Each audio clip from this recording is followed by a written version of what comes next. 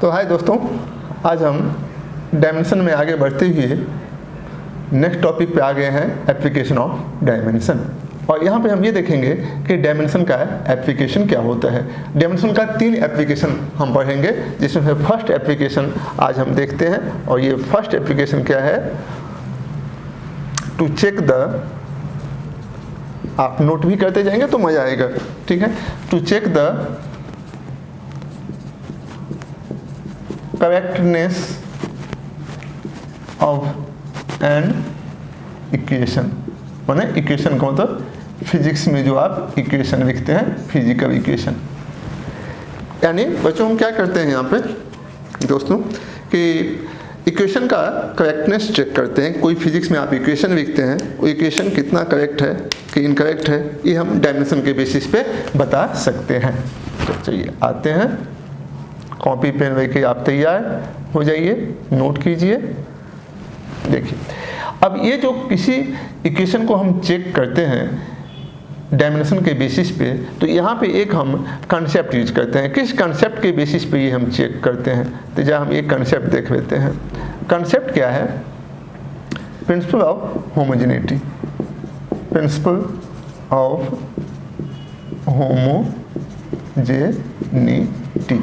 ये concept use करते हैं।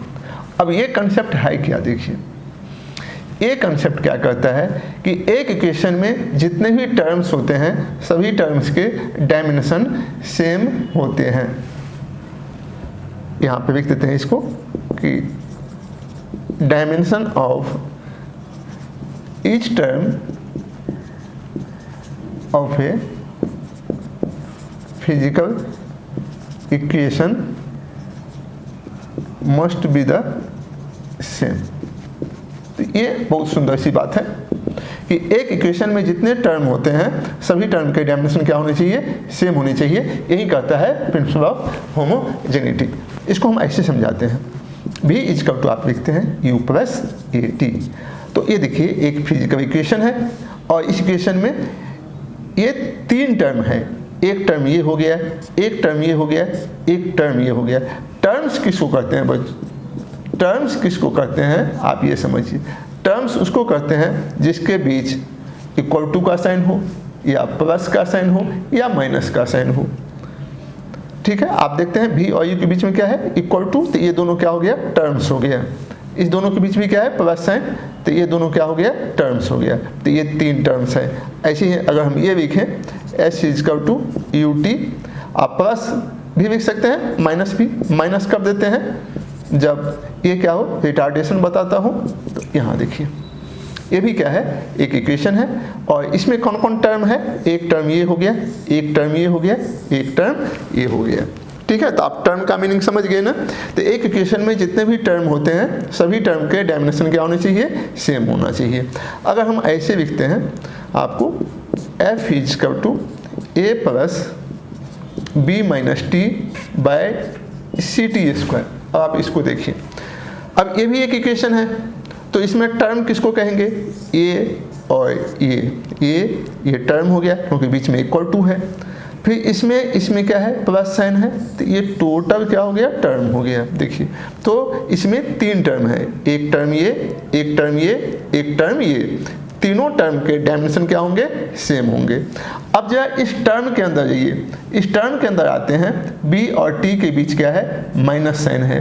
तो इसका मतलब कि b का डायमेंशन और t का डायमेंशन भी क्या होगा, सेम होगा। देखो, जिसके बीच प्लस माइनस और इक्वल टू हो उसको हम टर्म करते हैं। तो इस दोनों के बीच क्या है, माइनस है, तो ये दोनों क्या हो गया, टर्म हो गया। तो दोनों का डायमेंशन सेम होगा। ये कौन करता है, प्रिंसिपल ऑफ होमोजेनिटी करता है। ठीक है, तो चलो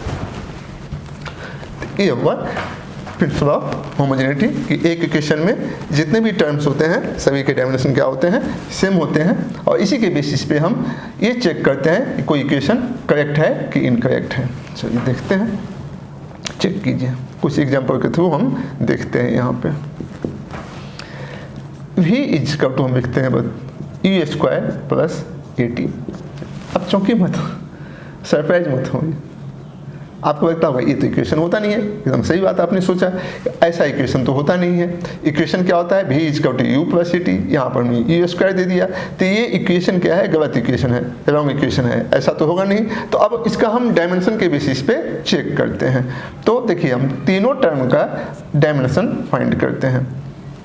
तो v का डायमेंशन फाइंड करते हैं। v क्या हो गया, इस वेलोसिटी हो गया, तो वेलोसिटी का डायमेंशन कितना होता है, lt के पावर -1। प्रीवियस वीडियो में मैं ये बता चुका हूँ आपको। डायमेंशन पे जो फर्स्ट वीडियो है वो आप देख लें और उसके बाद इसको देखें तो ज़्यादा समझ में आएगी। तो वेलोसिटी कितना होता है, lt के पावर -1, ठीक है। ये v का डायमेंशन हो गया। u स्क्वायर, u क्या है, इनिशियल वेलोसिटी, तो जो इसका डायमेंशन वही इसका भी होगा, पावर क्या दे देंगे 2, तो ये कितना हो गया lt के पावर -1 और पावर कितना दे देंगे, पावर दे देंगे 2, तो ये हो गया कितना, फिर क्या बचा at। अब at का डायमेंशन फाइंड कीजिए। ये क्या हो गया, एक्सेलरेशन, एक्सेलरेशन कितना होता है lt के पावर -2 और टाइम का t, ये हो गया lt के पावर -1। तो आप देखो कि हमने ये तीनों टर्म का डायमेंशन फाइंड किया। क्या तीनों टर्म का डायमेंशन सेम आया, देखिए तीनों टर्म का डायमेंशन देखिए, ये एक आया, ये फिर आया, ये फिर ये, तो तीनों देखिए तीनों डायमेंशन सेम नहीं है। तो जब किसी इक्वेशन में जितने भी टर्म्स होते हैं सभी टर्म्स के डायमेंशन सेम नहीं हो तो ये इक्वेशन क्या होगा, रॉन्ग होगा, ठीक है। तो अब हम इसके बेसिस पे क्या लिखेंगे, देखिए equation is dimensionally incorrect, equation is dimensionally incorrect, hence equation must be wrong. तो आप क्या करेंगे, जब आपके सामने में कोई इक्वेशन दिया हो तो इक्वेशन में जितने भी टर्म्स होते हैं सभी टर्म्स का आप डायमेंशन फाइंड कर लीजिए, और अगर सभी टर्म्स के डायमेंशन सेम नहीं आते हैं तो इसका मीनिंग ये हुआ कि इक्वेशन क्या है, डायमेंशनली इनकरेक्ट। और जो इक्वेशन डायमेंशनली इनकरेक्ट होता है वो इक्वेशन क्या होता है, must be wrong.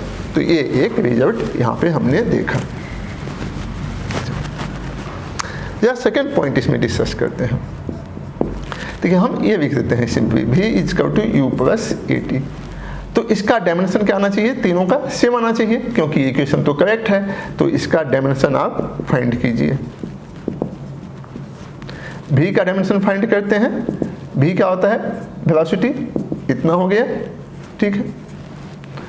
u find कीजिए, ये भी क्या है, वेलोसिटी ही है, इसका भी डायमेंशन इतना ही होगा। और at, एक्सेलरेशन का डायमेंशन कितना होता है, lt के पावर -2 और टाइम का t, तो ये कितना आ जाएगा, lt के पावर -1। तो आप देखिए ये तीन टर्म है, तीनों टर्म का डायमेंशन देखिए, डायमेंशन क्या आया, सेम आया, तीनों का डायमेंशन सेम आया। तो जब अगर डायमेंशन सेम हो तो इसका मीनिंग क्या है कि इक्वेशन डायमेंशनली करेक्ट है और इक्वेशन भी यहाँ पे करेक्ट है। तो हम क्या लिखेंगे यहाँ पे, इक्वेशन इज डायमेंशनली करेक्ट।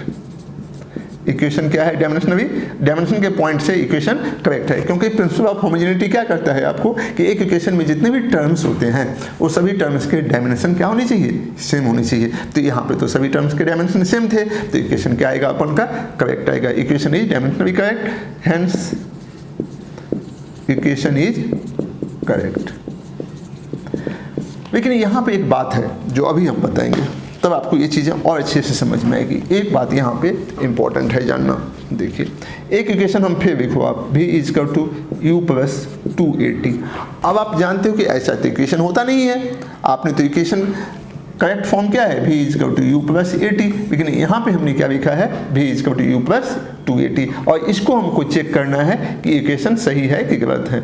तो हम डायमेंशन निकालते हैं, v का कितना आएगा, lt के पावर -1, u का कितना आएगा डायमेंशन, इसका भी आएगा इतना ही। और देखो 2at अगर हम इसका निकालते हैं तो 2 क्या हो गया, नंबर, तो नंबर का डिजिट का कोई डायमेंशन नहीं होता है तो 2 का डायमेंशन निकालने की जरूरत नहीं है, वो तो निकलता नहीं है। नंबर है a और t, तो a का होगा इतना, और टी का हो गया इतना, टी के पावर -1। और यहाँ पे देखो तीनों टर्म के डायमेंशन क्या है, सेम है। तो तीनों टर्म के डायमेंशन सेम है, तो इक्वेशन क्या है, डायमेंशनली इक्वेशन इज करेक्ट। लेकिन क्या ये इक्वेशन करेक्ट है, नहीं है, इक्वेशन करेक्ट नहीं है। तो आप क्या लिखेंगे कि इक्वेशन जो है डायमेंशनली तो करेक्ट है, इसका मतलब क्या लिखेंगे हम, equation is dimensionally correct but physically incorrect. तो आप देखो दो एग्जाम्पल से आपने क्या समझा, इसका प्रीवियस जो केस था और ये केस, दोनों को अगर हम कंबाइंड करके पढ़ें तो हम ये समझा कि अगर कोई इक्वेशन डायमेंशनली करेक्ट हो जाता है तो वो इक्वेशन करेक्ट हो भी सकता है और नहीं भी हो सकता है। तो कंक्लूजन आप क्या देंगे, कंक्लूजन क्या देंगे कि if an equation is dimensionally correct it may be correct और इनकरेक्ट। तो ये चीजें हैं। अगर कोई equation, if an equation is dimensionally correct, अगर कोई इक्वेशन डायमेंशन के पॉइंट ऑफ व्यू से करेक्ट है, डायमेंशन के पॉइंट ऑफ व्यू से करेक्ट होने का क्या मीनिंग है कि जितने भी टर्म है सभी टर्म के डायमेंशन क्या होने चाहिए, सेम। अगर सभी टर्म के डायमेंशन सेम आते हैं तो इक्वेशन क्या होगा, may be correct, equation correct हो भी सकता है और नहीं भी हो सकता है, जो हमने प्रीवियस दो एग्जाम्पल में आपको दिखाया। लेकिन अगर डायमेंशनली इनकरेक्ट, अगर कोई इक्वेशन क्या आता है, डायमेंशनली इनकरेक्ट आता है आपको, अगर डायमेंशन के पॉइंट ऑफ व्यू से इनकरेक्ट आ गया तब इक्वेशन क्या होगा, equation must be incorrect, must be wrong. तो ये चीजें देखना है कि अगर आपको तीनों टर्म के, सभी टर्म के डायमेंशन सेम आ गए तो इसका मीनिंग ये हुआ कि इक्वेशन करेक्ट हो भी सकता है और नहीं भी हो सकता है। लेकिन अगर सभी टर्म के डायमेंशन सेम नहीं आते हैं तो इक्वेशन जो है मस्ट बी रॉन्ग। तो ये था आपका कंसेप्ट। अब इसके बेसिस पे क्वेश्चन कैसे आते हैं तो क्वेश्चन हम देखते हैं। यहाँ पे देखिए क्वेश्चन करते हैं। फोर्स दिया हुआ है, फोर्स दिया हुआ है F is equal to A plus B minus t square by V। V का मतलब क्या हो गया, वेलोसिटी, T हो गया टाइम, F हो गया फोर्स। क्या करता है यहाँ पे, find dimension of A and B। A और B का डायमेंशन फाइंड करना है। तो देखो कैसे बनाएंगे आप इसका, बहुत simple. Force is equal to A plus B minus t square by V। तो अब देखो कौन कौन टर्म है, एक टर्म ये हो गया, एक टर्म ये हो गया और एक ये हो गया, यही तीन टर्म है इसमें। तो सभी टर्म के डायमेंशन क्या होते हैं, सेम। तो F और A के बीच क्या है, इक्वल टू है, तो ये दोनों क्या हो गया, टर्म हो गया। तो A का भी डायमेंशन उतना ही होगा जितना कि F का होगा। और फोर्स का डायमेंशन कितना होता है, आप प्रीवियस वीडियो में मैं बता चुका हूँ, ये सब आपको याद रहना चाहिए। फोर्स का डायमेंशन कितना, mL के पावर -2। अच्छा बच्चों एक बार फिर मैं यहाँ पर एक चीज़ बता देता हूँ आपको। तीन चार चीज़ों का डायमेंशन आप याद रखो, एकदम बहुत इंपॉर्टेंट है ये। एक तो वेलोसिटी हो गया, और वेलोसिटी का डायमेंशन कितना होता है, Ft के पावर -1। एक्सेलरेशन का कितना होता है, ये भी याद रखो, Ft के पावर -2। फिर आपको आता है फोर्स, फोर्स का डायमेंशन कितना होता है, mLt के पावर -2। फिर आता है वर्क डन या एनर्जी, इसका क्या होता है, mL2t के पावर -2। अगर ये 4 आप याद रखते हो तो बाकी आप इसी के थ्रू फाइंड आउट कर सकते हो। लेकिन ये इतना जो है बेसिक है, आप इसको निश्चित तौर पे हमेशा याद रखो। वेलोसिटी Ft के पावर -1, एक्सेलरेशन Ft के पावर -2, फोर्स कितना, mLt के पावर -2, और वर्क डन कितना, mL2t के पावर -2। ये चार क्वांटिटीज है जो आपको याद रखनी चाहिए, ठीक है। तो चलिए हम क्वेश्चन पर आए थे कि A का डायमेंशन कितना होगा, तो A का डायमेंशन उतना ही होगा जितना कि फोर्स का होगा। अब फोर्स का डायमेंशन क्या होता है, इतना होता है। अब यहाँ पे देखिए इसमें b और टी स्क्वायर के बीच क्या है, माइनस है। तो जब माइनस हो तो दोनों क्या हो गया, टर्म हो गया, और दोनों का डायमेंशन क्या होगा, सेम होगा। तो b का डायमेंशन उतना ही होगा जितना कि टी स्क्वायर का। तो ये क्या हो गया, टी स्क्वायर। ठीक है, तो ये बहुत सा सिंपल क्वेश्चन था। नेक्स्ट क्वेश्चन क्या है, देखिए, p plus a upon v square v minus b is equal to r T.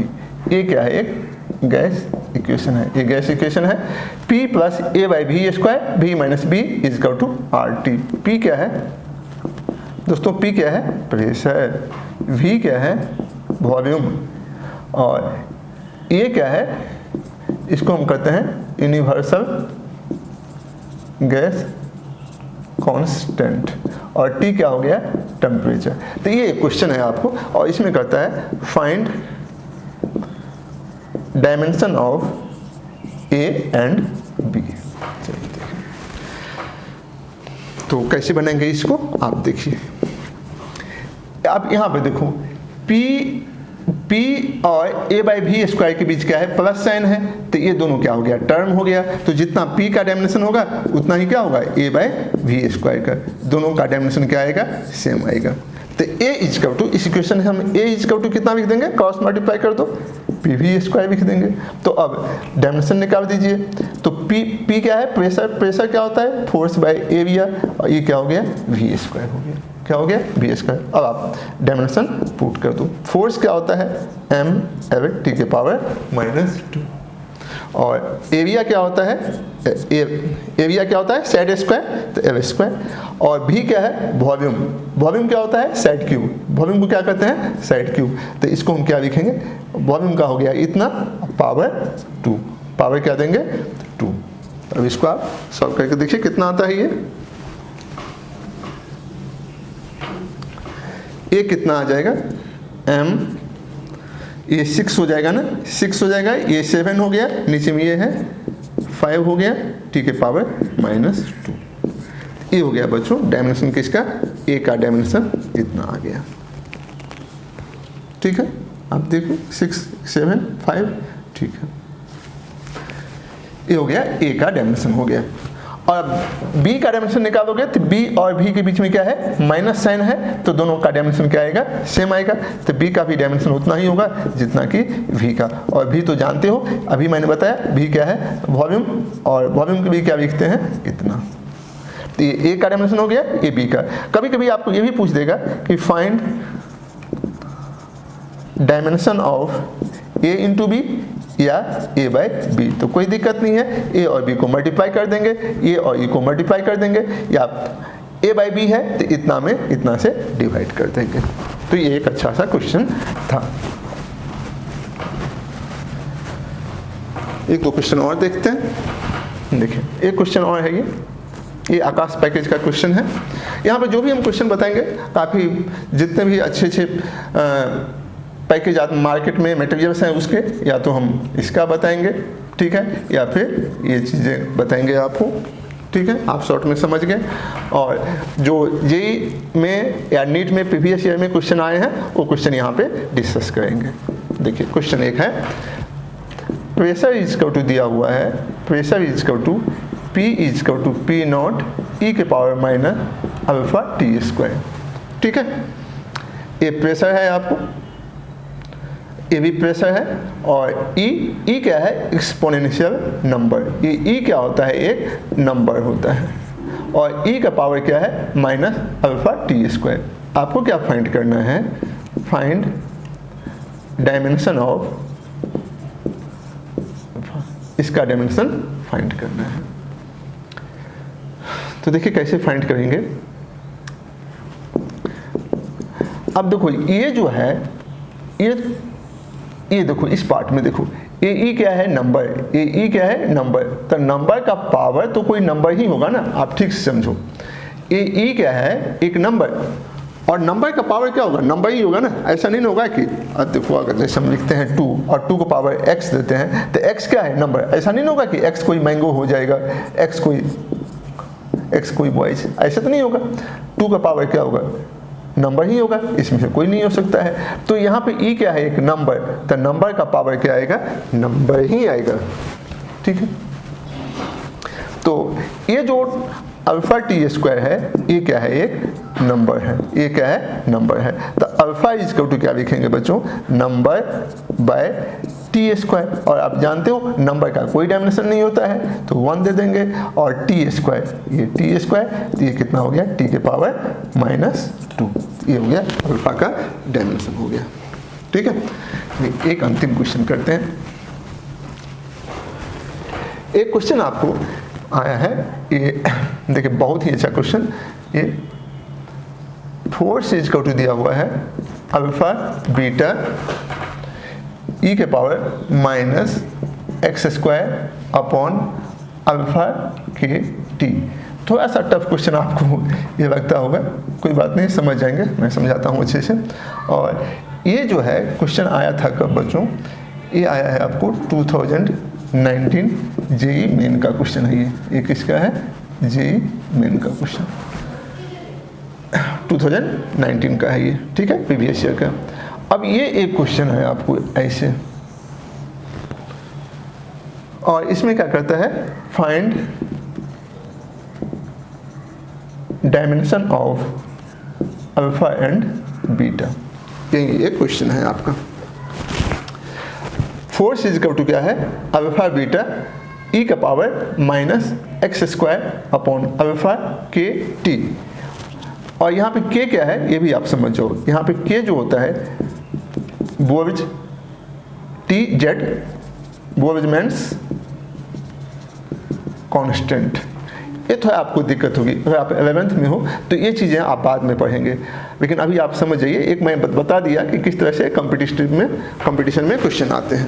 के क्या है, बोल्ट्जमैन कांस्टेंट। मैं यहाँ पे आपको थोड़ा इजी करने के लिए मैं ये एक चीज़ यहाँ पे लिख देता हूँ कि के इंटू टी जो होता है बच्चों, ये के इंटू टू क्या है, ये एनर्जी का डायमेंशन होता है। ये के इंटू टी, के टी, के बोल्ट्जमैन कांस्टेंट, टी क्या है, टेम्परेचर, टी क्या है, टेम्परेचर। तो ये दोनों का डायमेंशन उतना ही होता है जितना कि एनर्जी का डायमेंशन होता है। ये मैंने आपको हिंट दे दिया। ठीक है, और इस बेसिस पे आपको अब फाइंड करना है dimension of alpha and beta. ठीक, चलिए देखते हैं इस क्वेश्चन को हम कैसे बनाते हैं। फोर्स इज इक्वल टू क्या है, अल्फा बीटा ई के पावर -x² अपॉन अल्फा के टी। ठीक है, अब देखो अभी मैंने प्रीवियस क्वेश्चन बताया था कि ई क्या है, ई क्या होता है, एक नंबर होता है। जब ई नंबर है तो ये पावर में क्या आएगा, नंबर का पावर क्या आएगा, नंबर। तो x² अपॉन अल्फा के टी, ये क्या हो गया, एक नंबर हो गया। तो आपको अल्फा फाइंड करना है, तो अल्फा इज इक्वल टू क्या लिखेंगे, x² अपॉन के टी इंटू नंबर। अब इसका डायमेंशन आप राइट डाउन कर दो। x क्या दिखाता है, x क्या होता है, डिस्टेंस, x क्या होता है, डिस्टेंस, तो ये क्या हो गया, l²। और के टी मैंने बताया कि k इंटू टी, इसका डायमेंशन उतना ही होगा जितना कि एनर्जी का, और एनर्जी का डायमेंशन क्या होता है, ml² टी के पावर -2। किसी भी टाइप का एनर्जी हो, मैंने प्रीवियस वीडियो में जो डायमेंशन पे फर्स्ट वीडियो था वो आप निश्चित तौर पे देखो, इसके बाद ही एप्लीकेशन पार्ट पर हो। तो एक के टी का डायमेंशन उतना ही होता है जितना कि एनर्जी का, और एनर्जी का डायमेंशन होता है इतना। और नंबर का कोई डायमेंशन नहीं होगा तो आप इतना ही लिख दो। और ये कितना आएगा, देखो ये कितना आ जाएगा, m ऊपर ले जाओ -1, ये और ये तो कैंसिल हो गया, टी के पावर 2। ठीक है, एक बार चेक करके देखो फिर कहीं कोई मिस्टेक तो नहीं है, इतना ठीक है। के टी हो गया एनर्जी, नंबर, ठीक है, ये कट गया, वेरी गुड, चलिए ठीक है, इतना ये हो गया, अल्फा हो गया।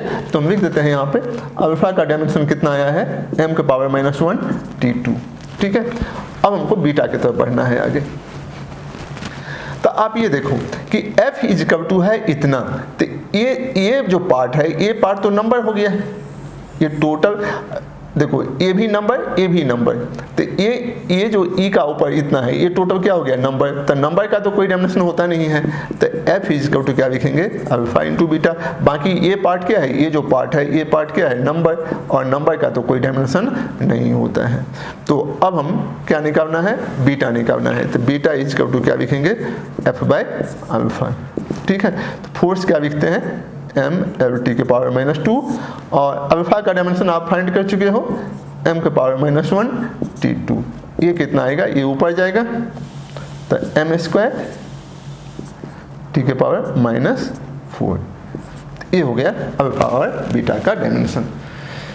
तो ये एक सुंदर सा प्यारा सा क्वेश्चन था आपके सामने में, और यहाँ पे हमने देखा कि डायमेंशन का एप्लीकेशन हम कैसे करते हैं। ठीक है, ये फर्स्ट एप्लीकेशन था। इस वीडियो को हम यहीं पर फिनिश करते हैं, और इसके बाद जो हम डिस्कस करेंगे उसमें हम एप्लीकेशन ऑफ डायमेंशन में सेकंड पार्ट डिस्कस करेंगे, जहाँ पे हम ये देखेंगे कि कोई भी फिजिकल क्वांटिटी जो अन्य क्वांटिटी पे डिपेंड करता है उसके लिए हम एक्सप्रेशन कैसे फाइंड करते हैं।